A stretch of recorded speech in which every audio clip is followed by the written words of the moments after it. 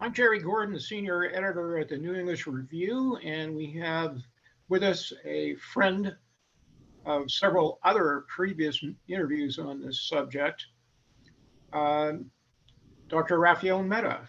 Dr. Medoff is the founding director of the David S. Wyman Institute for Holocaust Studies. He's the author of several significant books, America and Holocaust, recent one, and Jews should keep quiet.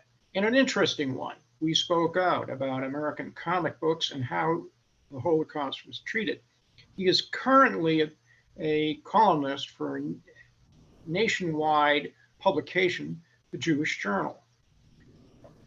Dr. Medoff, thank you for joining this discussion at a critical time. Thank you for having me. Ken Burns PBS Documentary, the US and Holocaust initial episode, features pictures of Otto Frank and daughters Margot and Ann Frank in Germany in 1933. Their family tried to immigrate to the US in 1941, but were turned away. Why did the Roosevelt administration keep them out, and how does Ken Burns portray it? Well, the way the story appears in the Ken Burns film is that there was just too much paperwork and too many circumstantial problems that made it complicated for the Franks to come to the United States. What's missing from Ken Burns' explanation is the fact that the American immigration quota for German citizens, which is what the Franks were, was almost never filled. For example, in the year that Otto Frank, Ann's father, applied for visas for himself and their family, which was 1941, the quota for immigrants from Germany to the U.S. was about 47% filled. So that means that less than half of the available quota spaces were being used. And that's because the Roosevelt administration had a policy, again, not explained in the Burns film, but it was a policy from the White House, which the State Department implemented, to deliberately suppress refugee immigration below the levels that the quotas allowed. In 11 of the 12 years that Franklin Roosevelt was president, the German quota was unfilled. And in fact, in most of those years, it was less than 25% filled. Unused quota places did not then roll over into the next year. They were simply discarded. So ultimately, more than 190,000 quota places from Germany were simply never used. That's 190,000 German Jews who could have been granted haven in the United States without ever changing any of America's immigration laws, simply if FDR had allowed the quotas to be filled. And unfortunately, that's a major part of the story of America's response to the Holocaust, which is not explained in the Burns film.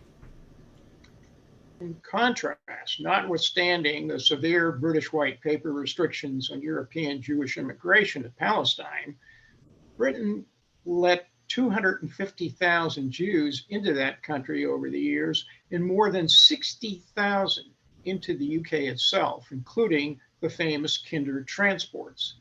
How does that compare with what the Roosevelt administration did? Well, when we compare how various countries opened or didn't open their doors to Jewish refugees, it's important to remember it's not just a matter of the numbers. This is not just a contest of statistics, but it's also a question of what those countries were capable of doing.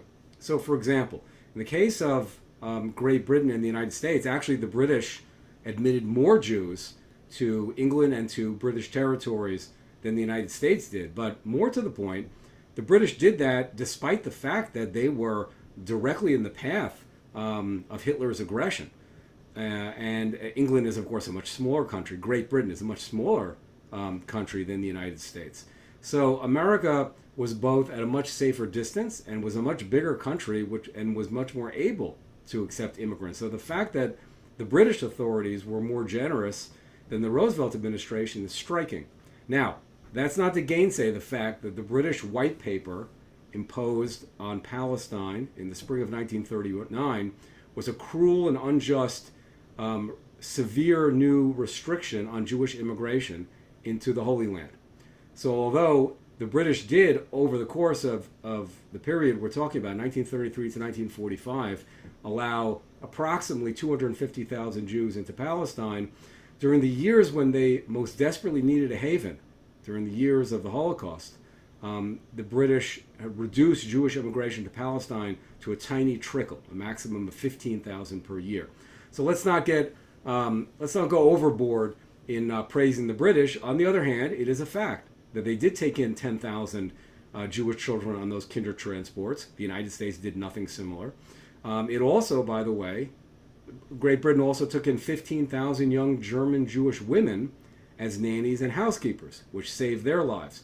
So although the British response, including its Palestine policy, left much to be desired, the Roosevelt administration's policy was actually much worse and much less generous. When did the Allies learn of the Nazi SS final solution for Europe's Jews, and how did they respond? Information about the mass killings of the Jews in Europe began trickling in soon after the onset of the Holocaust in the summer of 1941. But during those first months, the information was fragmentary. It was sometimes difficult to corroborate. And many U.S. government officials looked at that information skeptically and assumed that these were probably the same kind of random wartime atrocities that one can expect in any major armed conflict. It took a while. It took a number of months before it became clear in Washington that, in fact, what was happening was a systematic mass annihilation of the Jews in Europe through a sophisticated system of death camps with gas chambers and crematoria.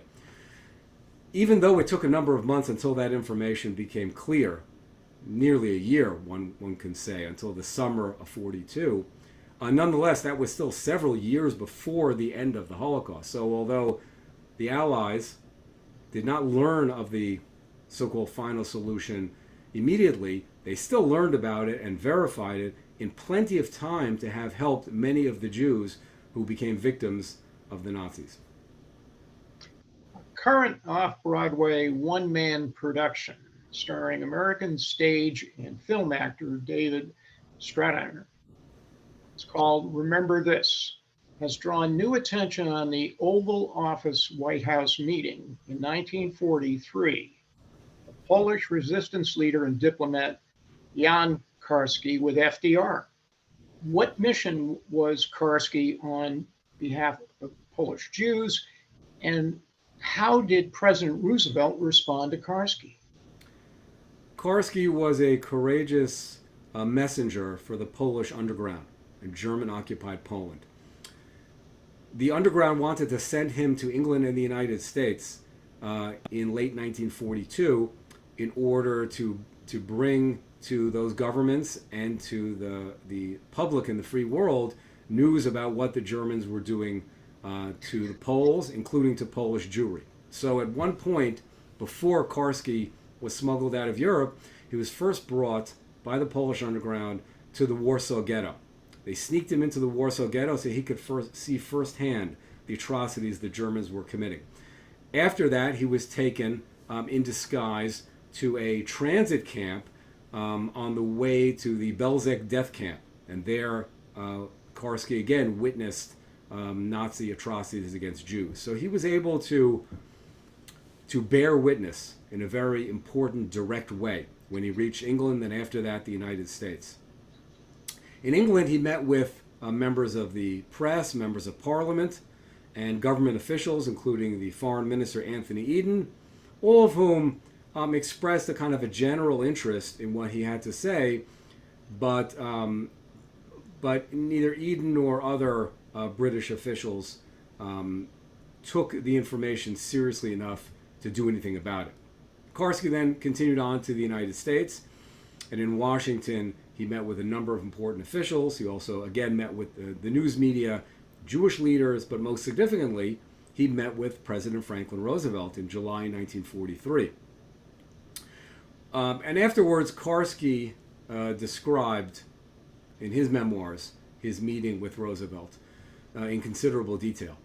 And what he said was that Roosevelt was very interested in hearing details about the efforts of the Polish underground and the general situation of Poland under Germany. But according to Karski, when he began to tell FDR details about the mass murder of the Jews, the president lost interest. And although Karski tried several times in the meeting to focus the president on this unique, unprecedented mass slaughter of the Jews in Poland, he could not get the president's attention, and that was frankly typical of the Roosevelt administration's response to the Holocaust throughout those years. The president was not very interested in the plight of the Jews. He did not want to do anything that would result in significant numbers of Jewish refugees possibly coming to the United States. And so in general, the policy of the Roosevelt administration was to do nothing and to claim falsely that nothing could be done. You've written a great deal about the activist group known as the Bergen Group. They were the ones who came up with the idea for the creation of the US Government War Refugee Board. Why did FDR oppose creating such an agency? And why did he later give in? President Roosevelt's guiding principle when it came to these matters was that he was not prepared to use any military resources for non-military purposes, such as humanitarian goals like helping Jewish refugees or interrupting the mass murder that was going on in the death camps. So that was the overarching principle that the Roosevelt administration subscribed to. The specific idea of creating a government rescue agency was conceived by the Bergen activists precisely because they saw that neither the White House nor the State Department was taking any real interest in the plight of the Jews. So the Bergen Group's idea was that if there would be created a government agency whose entire purpose was to rescue Jewish refugees, then there was a chance that something could happen.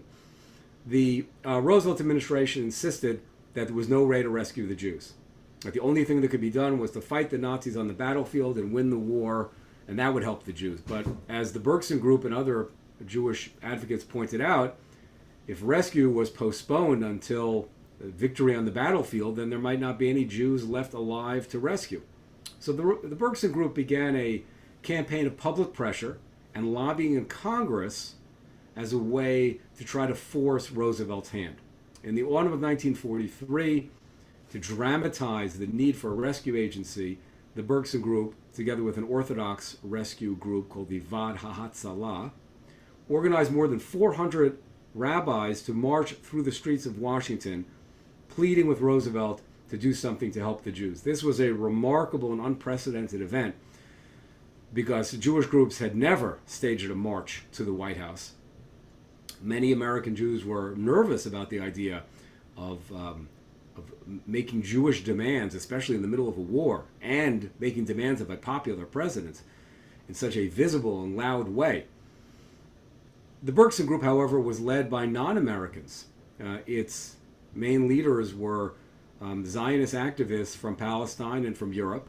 They were not as concerned about how the American public might respond to Jews organizing loud protests. So they organized this march 3 days before Yom Kippur, and it caused quite a spectacle.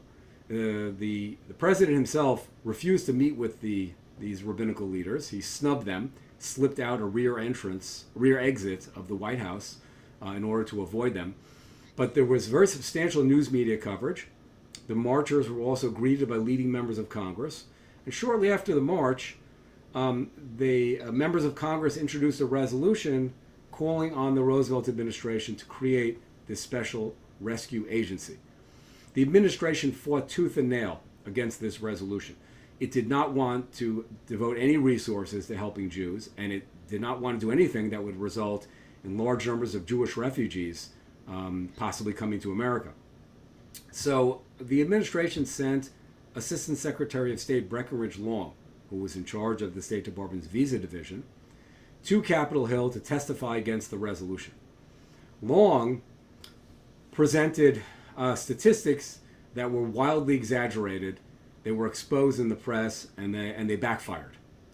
What Long claimed was that from 1933 until that point, 1943, 580,000 Jewish refugees had been brought to America. In other words, the claim was, look how many Jews that we, the Roosevelt administration, have rescued. In fact, that number was a wild overstatement. That 580,000 was the maximum number of visas that could have been issued.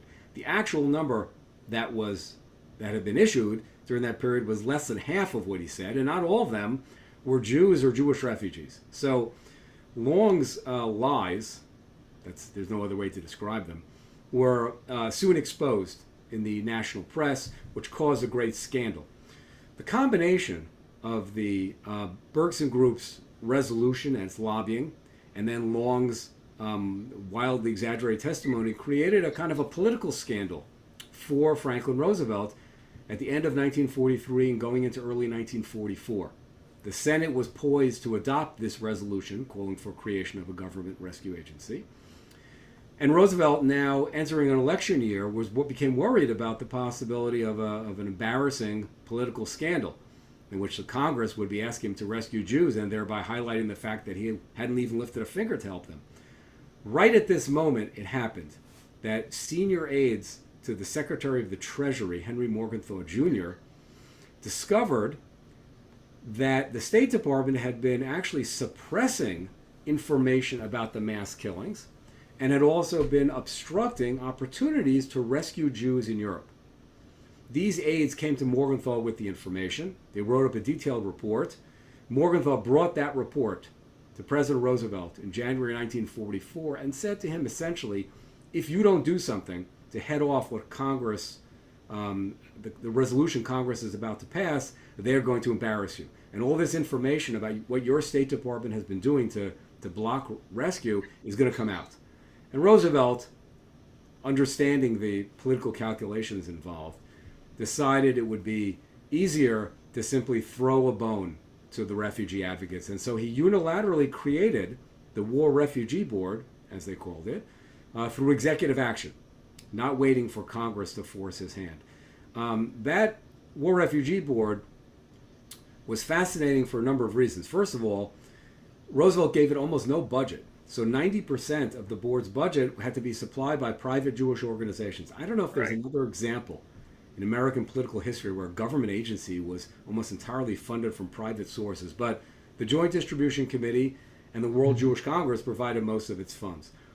Fortunately, the key leaders of the War Refugee Board were the same Treasury Department staff members who had first confronted Henry Morgenthau with the information about the obstruction of rescue. So those heroic whistleblowers became the heads of the War Refugee Board, and in the last 15 months of World War II, they did heroic work, sending funds to Europe to bribe Nazis, to shut into allowing Jews to escape. Funds were used to shelter Jews, and most important, funds were used to sponsor the life-saving work of Raoul Wallenberg in German-occupied Budapest in 1944. Wallenberg ultimately, as we know, ended up saving well more than 100,000 Jews. And historians calculate that the activities of the War Refugee Board, including the work of Wallenberg, played a key role in saving the lives of about 200,000 Jews during those final months of the war. Over the initial objections of the president. There are those who, in retrospect, kind of diehard Roosevelt apologists who would like to give Roosevelt credit for the War Refugee Board. But the truth is, he was against it before he was for it. He did everything he could to stop it, but when there was no more real chance of stopping it, then he very reluctantly signed it into existence, but again, without giving it any significant support. In the spring of 1944, two escapees from Auschwitz, Rudolf Verba and Alfred Wexler, gave Jewish leaders and Allied diplomats detailed maps of the camp. Could that have been used to bomb Auschwitz? The report by the Auschwitz escapees, today historians call it the Auschwitz Protocols, arrived in the hands of American diplomats in Europe and others right at the same time that the Roosevelt administration was sending planes over the greater Auschwitz area to do reconnaissance in preparation for striking German oil factories, which were located in the industrial zone of Auschwitz. As we know, Auschwitz contained both an area of mass murder machinery known as Birkenau, but then there was an area where the IG Farben factories were located, where Jewish slave laborers, including, by the way, a teenage Elie Wiesel, were put to work creating synthetic oil for the German war effort. As a result, the Roosevelt administration considered those sites within the Auschwitz grounds to be a legitimate military target. When Jewish groups, after receiving the information from the escapees, began asking the Roosevelt administration to either bomb those gas chambers or hit the railways and bridges leading to Auschwitz, over which hundreds of thousands of Hungarian Jews were being deported, the administration replied that it could not carry out any such bombings because it would be necessary to divert U.S. bombers from faraway battle zones. But as I've just noted, in fact, American planes were already flying over Auschwitz, and in fact, during the summer and autumn of that year, 1944, the Americans repeatedly bombed those oil factories just a few miles from the gas chambers at the very same time that they were telling Jewish groups in America that they couldn't reach the gas chambers or the railways or the bridges because their planes were nowhere in the area. 2 years ago, the BBC released a documentary about the issue of bombing Auschwitz.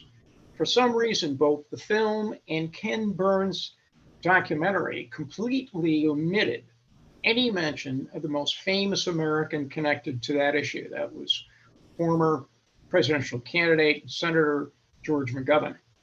What was McGovern's role? So there are two important sources about this issue of the failure to bomb Auschwitz. One is the records of the many Jewish organizations and Jewish leaders who privately attempted to persuade the U.S. to bomb the railways or the gas chambers. And then a second important source is the recollections of the pilots themselves who were flying over that area, hitting the oil fields. McGovern falls into that latter category.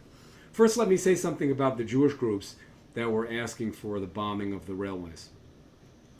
Altogether, we know of about 30 different officials of Jewish organizations, including a few editors of Jewish magazines and newspapers, who were calling on the Allies to bomb Auschwitz or the railways. Most of those requests were directed to the Americans, to the Roosevelt administration, but there were also attempts to persuade the British and the Soviets. In addition to those 30 officials, among whom was the chairman of the World Jewish Congress, Nachum Goldman, there was also one lower-level official of the World Jewish Congress, named Kubowitsky, who urged the Allies to use ground troops rather than bomb Auschwitz from the air. He was in favor, of course, of bombing the railways, but specifically with regard to this idea of a precision bombing of the gas chambers, this Kubowitsky suggested that they shouldn't hit it from the air because some of the bombs might accidentally hit prisoners in the camp, and therefore they should use ground troops. Well, so it was a division of opinion, but it was not really a division of opinion because with 30 Jewish leaders urging the Allies to bomb from the air, and one who thought they should use ground troops. Both the BBC and the Ken Burns film create a misleading impression that there was some kind of great divide among Jewish leaders on this question of bombing Auschwitz. So the first thing to say about this is, even had there been a division on that question, there was no division about bombing the railways and the bridges. So that's one thing. Second, as I've noted, there wasn't a real division, it was 30-1.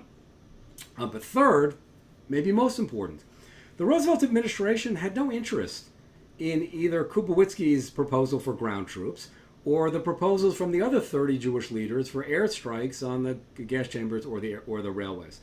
The Roosevelt administration reached its decision not to use any military resources to help the Jews well before the first bombing requests even arrived. When we speak about the request to bomb Auschwitz, they began in June 1944.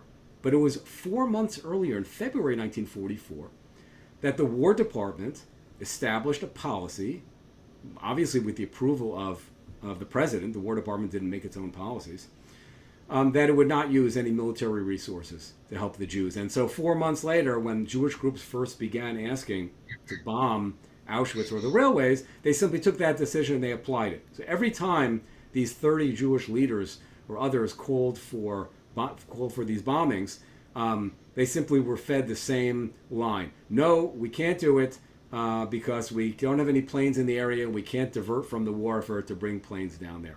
So no matter what we think about what those 30 Jewish leaders proposed or what the one Jewish official said, it had nothing to do with what was actually happening. There was never any chance that the Roosevelt administration was going to accept those bombing requests. And part of the reason is because President Roosevelt was convinced that he had the support of the American Jewish community in his pocket, that there was no real danger that there would be a major protest movement by American Jews, or that Jews might defect from the Democratic Party and vote for Roosevelt's Republican opponent in November 1944. He did not see the Jews as a serious political threat, and therefore he saw no cost to turning down requests to bomb Auschwitz. And so the tragic result is that the railway tracks could have been bombed, just like the Allies were constantly bombing railway tracks in Europe during the war, but they were never bombed. In the Ken Burns film, just like in the BBC film, there are commentators who point out that railway tracks could have been quickly repaired. Well, two things about that. First of all, even if railway tracks could have been repaired after some hours or a day, an interruption of the deportations of even hours or a day could still have made a life and death difference. But secondly, along those same railway routes, there were many bridges, and when a bridge was damaged or destroyed, it took a very long time to repair. Sometimes they couldn't be repaired. So for that reason, the Allies were constantly bombing railway tracks and bridges throughout Europe during the war. They didn't always hit them. They sometimes had to try repeatedly to knock them out, but they did. They just never hit the railways or bridges that the Jewish groups asked them to hit along the path leading to Auschwitz. I have a personal note on that. Firstly, there were two U.S. Army Air Force complexes that were well within the bombing range of what we're talking about. One obviously was down in Bari, Italy, from which McGovern and others essentially undertook missions. And the other was where my late brother-in-law was involved with the logistics planning and operations for, and that was in Poltava in Ukraine. It was Stalin's B-17 base, so to speak. The last point I'll make is a personal late friend of mine was one of the lead navigators on the bombing runs to hit the IG Farben plant. He verified not only the fact that the crematoria were ironically the waypoints for the final phase of those missions, but he also indicated that it would not take terribly much in the way of bomb loads, essentially, to bring those out. So now let me say a word about the role of George McGovern.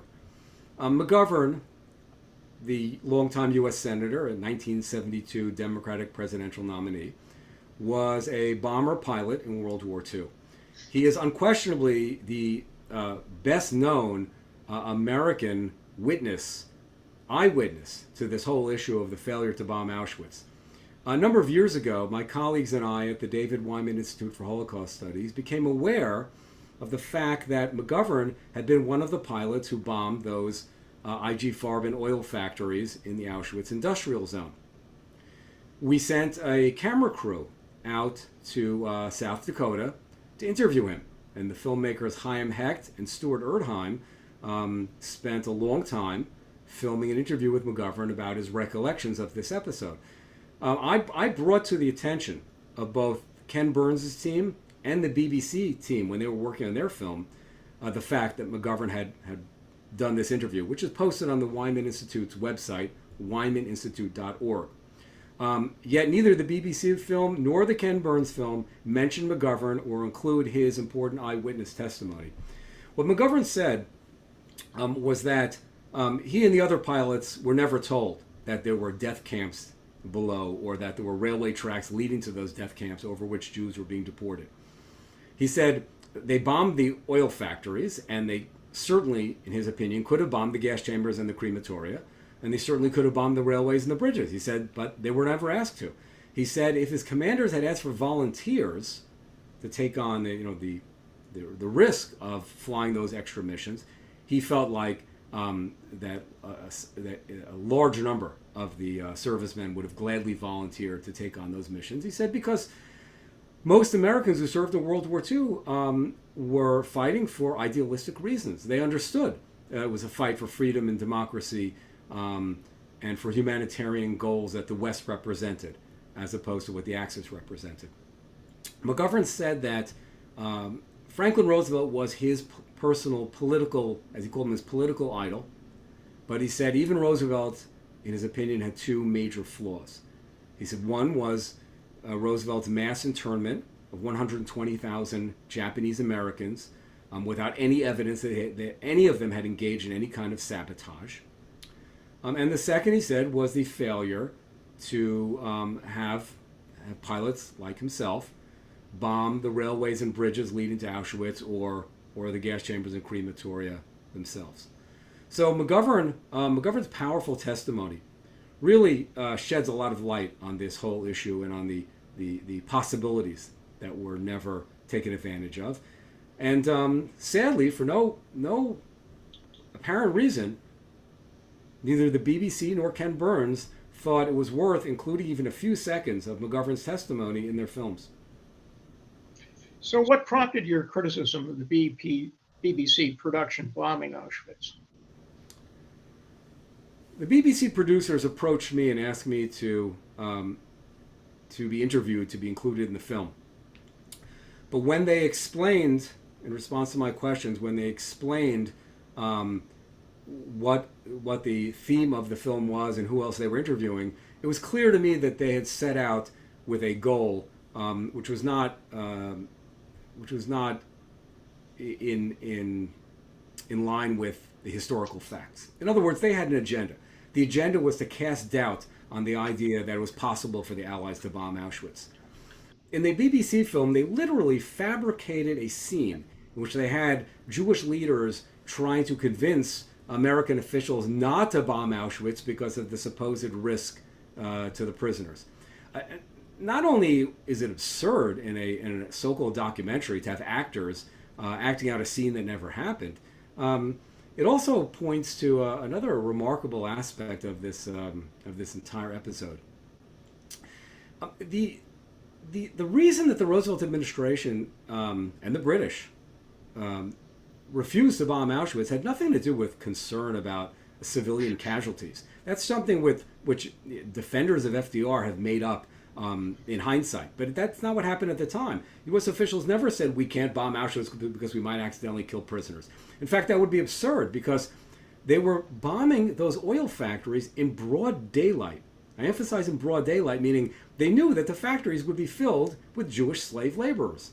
And they bombed the factories anyway, and in some cases, they killed or injured some of the workers. Similarly, that same summer, the American Air Force bombed a V-2 rocket factory that was situated at the Buchenwald concentration camp. Again, in broad daylight, when they had to assume that there would be prisoners nearby. And in fact, several hundred Jewish inmates of Buchenwald, the workers in that factory, were killed.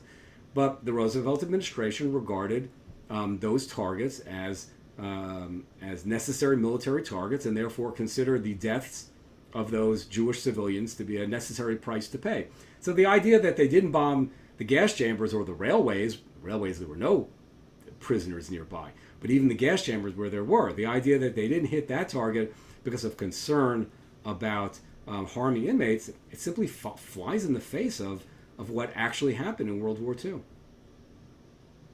In a recent CNN documentary by Wolf Blitzer, he cited his father, David, who had, not unlike Elie Wiesel, had prayed that the Allies would be bombing the railways and the bridges leading to the camp.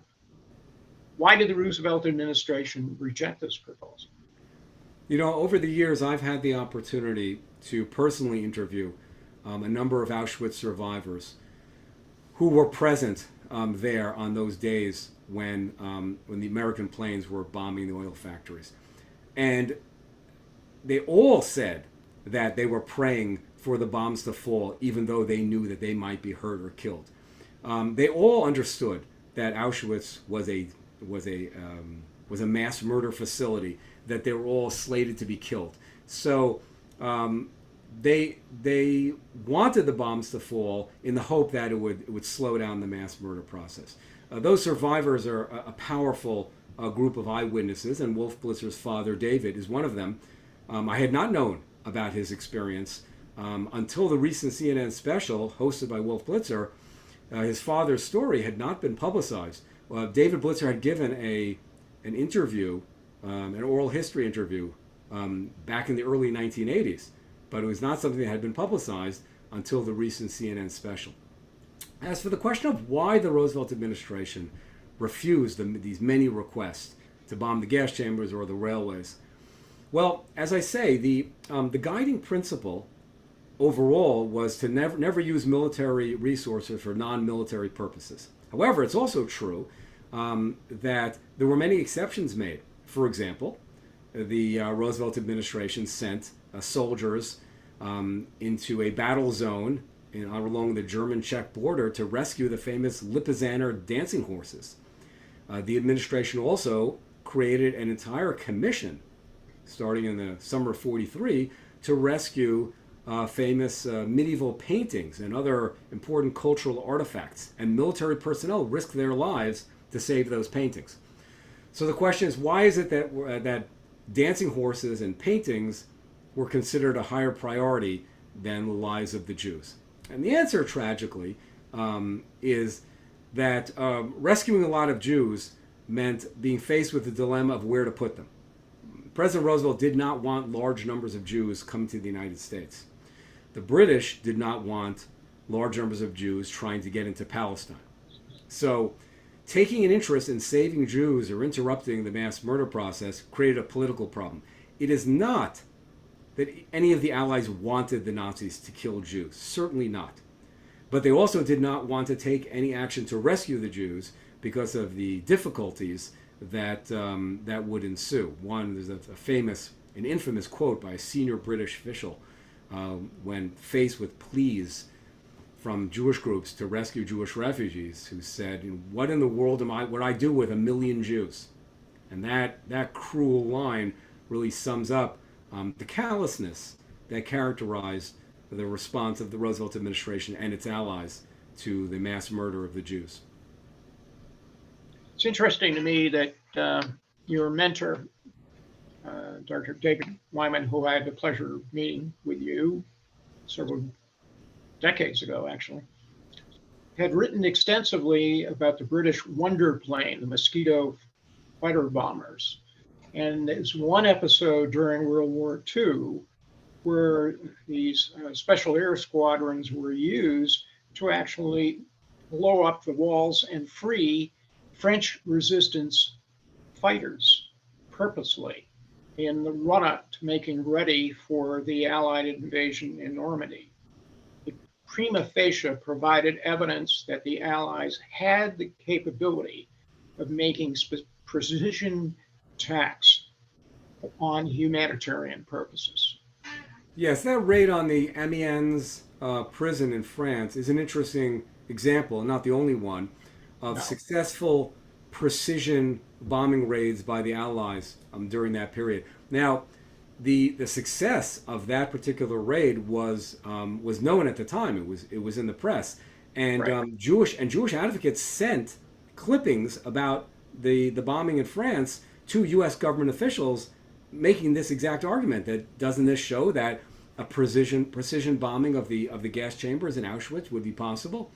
But like all of the requests for bombing, the Jewish leaders were simply ignored or told no and given these disingenuous explanations about how it wasn't feasible. Some of the letters from U.S. government officials to Jewish bombing advocates actually claimed that a study had been done by the U.S. government which found that bombing the railways was not feasible. But no such study was ever done. Historians have been combing all of those relevant archives for many decades. and there's no evidence any such study would be done. But they simply said it. They said that U.S. government officials said it. Jewish leaders had no way of disproving it. It was a way of just pushing off the Jewish appeals until it was too late. What was the connection between the War Refugee Board and the heroic work of Swedish diplomat, the late Raoul Wallenberg? Well, the principle underlying the work of the War Refugee Board was that if there was enough will, then a way could be found to rescue Jews. And this included the idea of sending rescuers into the heart of German-occupied Budapest in the summer of 1944. The War Refugee Board's representatives in Sweden actually recruited Wallenberg, who had no previous experience in refugee matters. They recruited him and convinced him to go to Budapest. They gave him the necessary papers. They gave him the funds needed to carry out his work. And Wallenberg went to Hungary and, as we know, performed miracles, sometimes literally pulling Jews off of trains that were about to leave Hungary bound for Auschwitz. He saved many, many Jews, and he's properly recognized today, of course, as a great hero of humanity. His work would not have been possible without the work, the existence, the efforts of the War Refugee Board.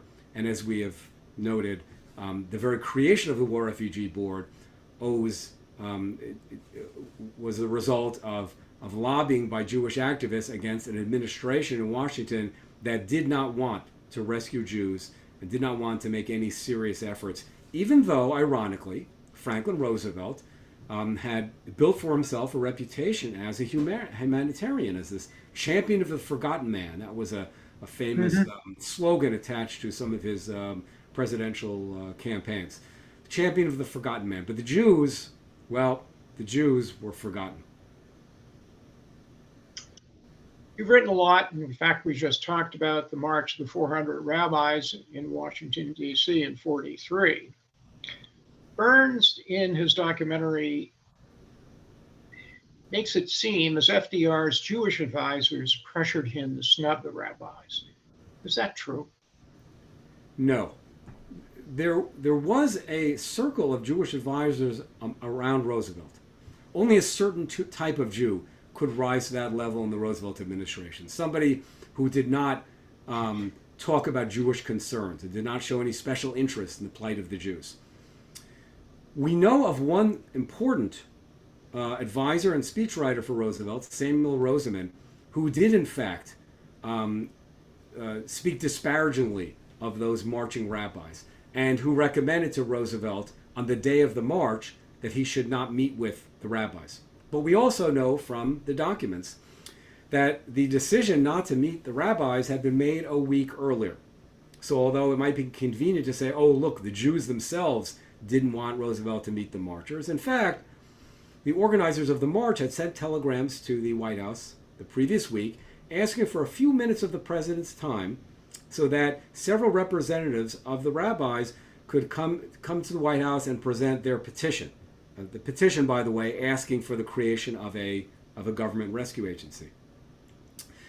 So a week before the march, White House aides sent messages back to the marchers saying, no, the president is too busy, he can't see them. So the decision clearly had been made well before Samuel Roseman, Roosevelt's chief Jewish advisor, said what he said to Roosevelt. Interestingly, this idea that the president was too busy to meet with the marchers, even for a few minutes, and their request literally said, we only are asking for a few minutes, that was a complete falsehood. We know that because the president's daily schedule is a matter of record, and historians discovered it many years ago and saw that on that particular day, October 6th, 1943, the president had a remarkably light schedule. He had, in fact, almost the entire afternoon clear, and that's when the rabbis reached Lafayette Park across the street from the White House. So the president had plenty of time. He could have spared those few minutes, but it was a political decision. He did not want to give these rabbis the credibility and attention that comes with a meeting with the President of the United States. For him to have spent a couple of minutes and received their petition would have been, in effect, saying that there was some legitimacy to their demands, and that is what Roosevelt wanted to avoid at all costs. The irony, however, is that although Roosevelt left the White House through that rear exit in order to avoid the rabbis, in fact, he could not avoid the controversy, because what happened is the reporters who were across the street with the other 400 rabbis saw that the president refused to meet with their representatives, who had walked right up to the gate of the White House hoping for a last-minute opening in the president's busy schedule. The reporters saw what had happened, and they asked a number of the rabbis for their response, and several of the rabbis were very critical of the president. This was very unusual for American Jews in 1943. Jews did not publicly criticize Roosevelt. First of all, the Jewish community was genuinely supportive of the president, of his party, of the New Deal. But also, they were nervous about the idea of seeming to be challenging the highest authority in the land. But some of the rabbis were so disillusioned by the refusal of the president to accept their petition that they told reporters that they felt the president gave them the cold shoulder. And that ended up being front page news in the Washington, D.C. press and in other newspapers. And so the controversy that Roosevelt had hoped to avoid, in fact, turned out to be the controversy that he provoked. And that widespread news media coverage in the days following the march helped galvanize the members of Congress whom I mentioned, who then introduced the resolution calling for creation of a government rescue agency. About 1,000 European refugees, perhaps predominant number were Jews who had escaped from Nazi imprisonment, were sent to the United States in August of 1944. Who brought them? Where did they end up? This particular episode is actually connected to another very important and misleading theme of the Ken Burns film.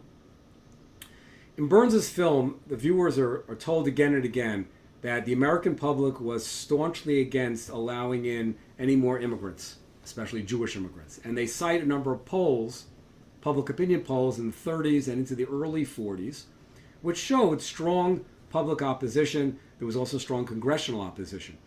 But the crucial fact that the film does not explain is that public opinion shifted very significantly during the course of the war. And later in the war, there was a change in public opinion, which was in fact documented by a very important poll.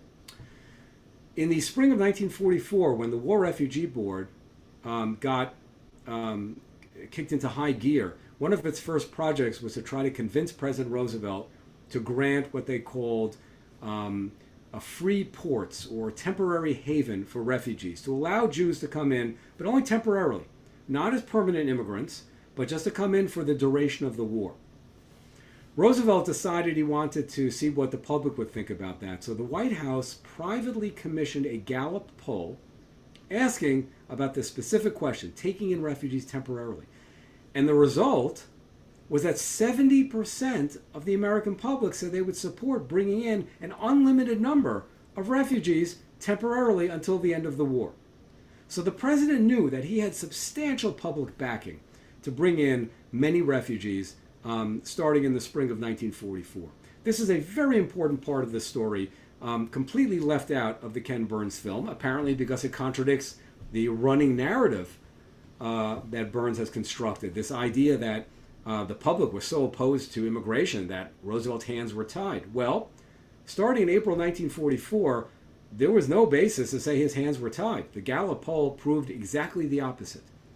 Sadly, though, even though FDR knew 70% of the public would support an unlimited number of Jews being allowed in, he agreed to only one token shipment, 982 refugees.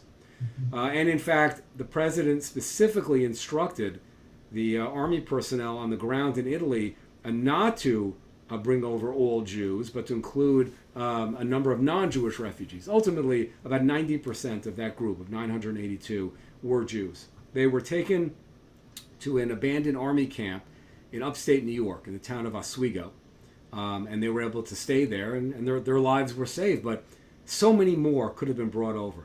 There was plenty of room on ships returning from Europe because When the U.S. government sent over troops and weapons on so-called Liberty ships, those ships returned empty. In fact, they had to be loaded down with rubble from bombed-out British cities like Bristol, because otherwise they would have capsized. That rubble, known as ballast, kept the ships afloat.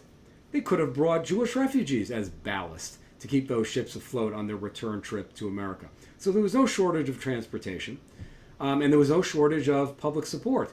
It was a decision by President Roosevelt to bring in as few Jewish refugees as possible.